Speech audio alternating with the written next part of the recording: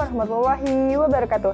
Halo teman-teman semua, kembali lagi bersama saya Hani Hairunisa dengan NIM 18622013552. Oke teman-teman, di video kali ini Hani akan menjelaskan terkait teori informasi asimetris.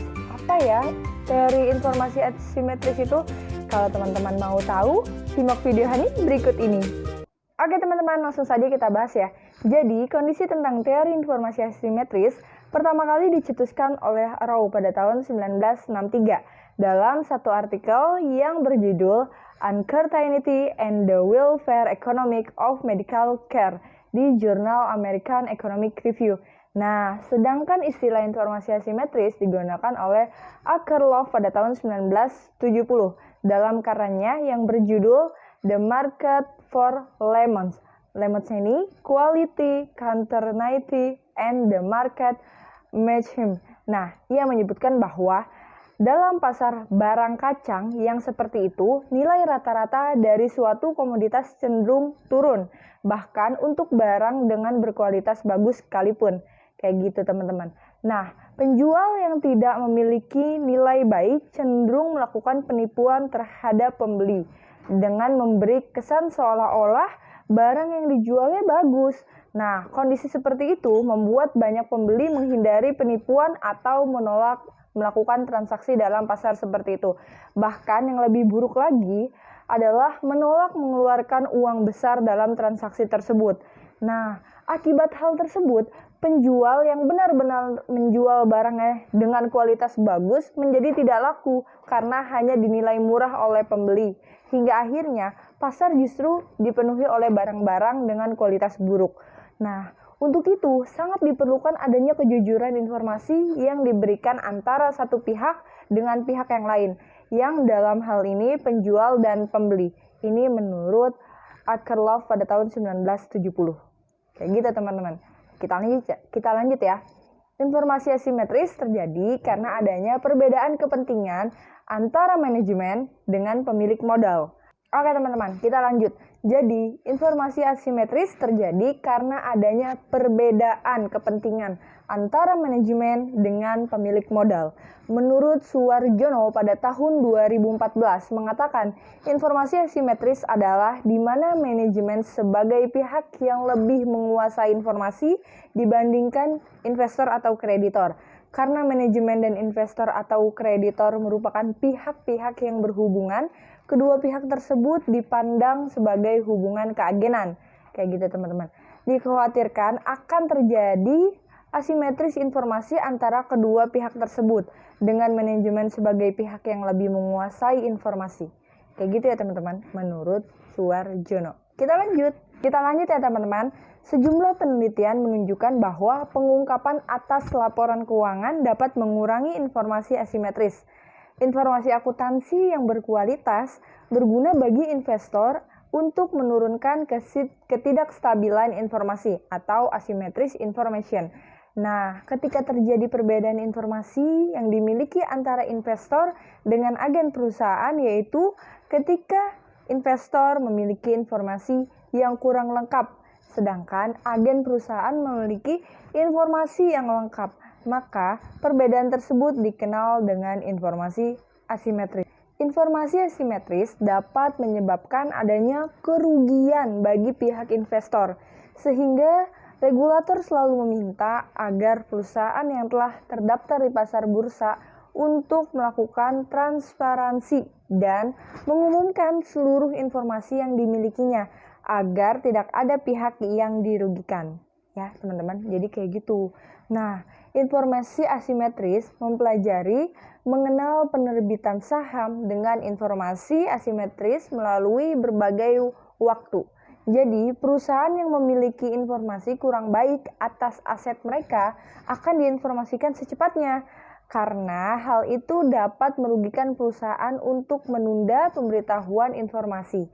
Nah, teman-teman, akan tetapi informasi yang berkualitas baik ditahan sampai harga saham kembali normal dan selanjutnya diinformasikan kepada pihak publik untuk mendapatkan penghargaan yang pada akhirnya akan meningkatkan harga saham perusahaan.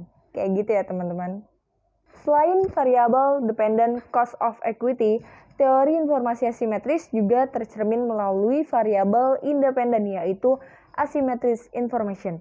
Jadi, apabila ketimpangan informasi antara pihak manajemen dengan pihak eksternal, terutama bila informasi mengenai perusahaan yang dimiliki oleh pihak eksternal lebih sedikit dibandingkan informasi yang dimiliki manajemen perusahaan. Kayak gitu. Selain variabel dependent cost of equity, teori informasi asimetris juga tercermin melalui variabel independen, yaitu asymmetric information. Nah, apabila ketimpangan informasi antara pihak manajemen dengan pihak eksternal, terutama bila informasi mengenai perusahaan yang dimiliki oleh pihak eksternal lebih sedikit dibandingkan informasi yang dimiliki manajemen perusahaan, maka kondisi tersebut lebih banyak merugikan perusahaan terkait usahanya menambah modal.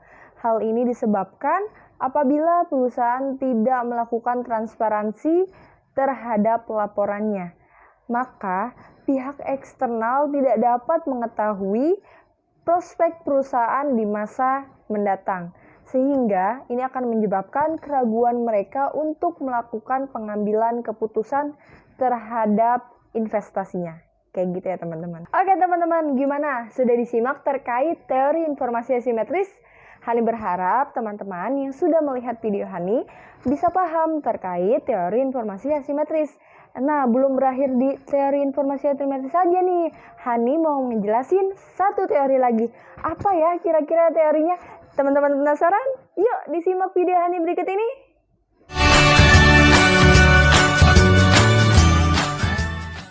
Oke teman-teman, kalau tadi kita sudah membahas teori informasi asimetris, yang kedua kita akan membahas teori ekonomi mikro.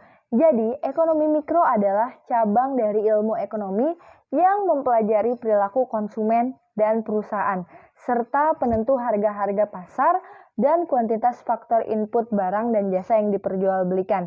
Nah teman-teman, ekonomi mikro meneliti bagaimana berbagai keputusan dan perilaku tersebut mempengaruhi penawaran dan permintaan barang dan jasa yang akan menentukan harga dan bagaimana harga pada gilirannya menentukan penawaran dan permintaan barang dan jasa selanjutnya. Ini menurut Lutfiana pada tahun 2013. Kita lanjut ya teman-teman. Nah, ekonomi mikro mempelajari bagaimana perilaku tiap-tiap individu dalam unit ekonomi yang dapat berperan sebagai konsumen, pekerja, investor, pemilik tanah, ataupun perilaku dari sebuah industri. Oke teman-teman, selanjutnya kita akan bahas komponen ekonomi mikro yang mempengaruhi permintaan dan penawaran. Nah teman-teman, ilmu ekonomi mikro pada dasarnya mempelajari perilaku ekonomi dari suatu pengambilan keputusan individu seperti konsumen, pemilik sumber daya, dan perusahaan-perusahaan dalam perekonomian bebas usaha. Nah, teman-teman, ilmu ekonomi mikro adalah ilmu yang mengkhususkan untuk mempelajari perilaku individu manusia dalam rangka memenuhi kebutuhannya. Ada beberapa aspek dalam ekonomi mikro, yaitu yang pertama, analisis biaya manfaatnya. Yang kedua, elastisitas. Yang ketiga, model-model pasar. Dan yang terakhir, teori permintaan dan penawaran. Nah, dalam teori permintaan dan penawaran, ada beberapa komponen ekonomi mikro yang mempengaruhi permintaan dan penawaran dari suatu produk, barang, atau jasa. Ini menurut Will Hetarian pada tahun 2013.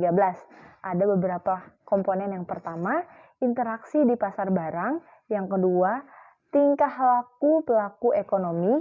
Yang ketiga, interaksi dalam pasar faktor. Kita bahas ya. Oke teman-teman, langsung saja Hani jelasin nih ketiga komponen tadi. Yang tadi kan yang pertama itu ada interaksi di pasar barang ya. Nah, apa sih interaksi di pasar barang itu? Jadi, interaksi di pasar barang adalah kegiatan atau aktivitas yang terjadi di dalam pasar barang. Pada dasarnya, dari sudut pandang ekonomi mikro, perekonomian sebenarnya tersusun dari gabungan berbagai jenis pasar, termasuk pasar barang. Dengan begitu, corak perekonomian bisa diketahui dengan memperhatikan corak operasi yang dilakukan oleh pasar barang. Nah, interaksi yang terlihat dari pasar barang adalah kegiatan tawar-menawar antara penjual atau produsen dan pembeli atau konsumen di pasar. Nah, aktivitas ini secara tidak langsung membentuk suatu harga yang telah disepakati oleh kedua belah pihak yang bersangkutan.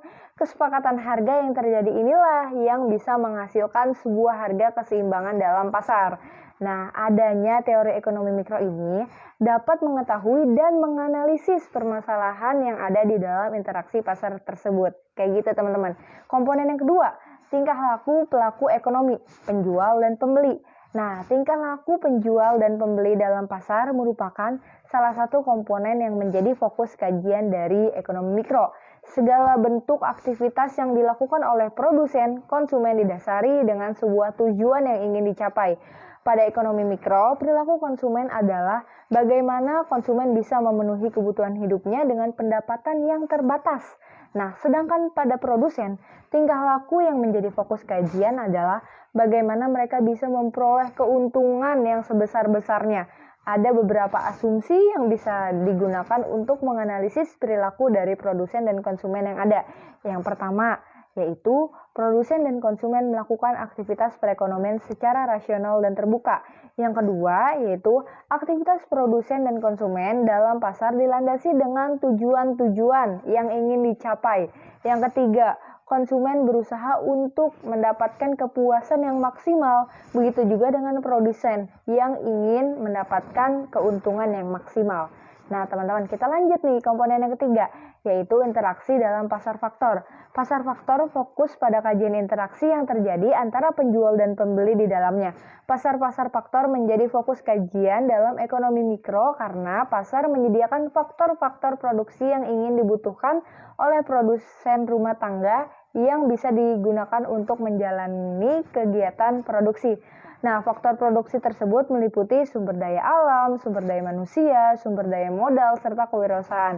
Faktor-faktor tersebut disediakan oleh rumah tangga konsumen. Rumah tangga konsumen akan mendapatkan balas jasa dari perannya yang menyediakan faktor tersebut, yaitu konsumen akan mendapatkan apa yang mereka mau.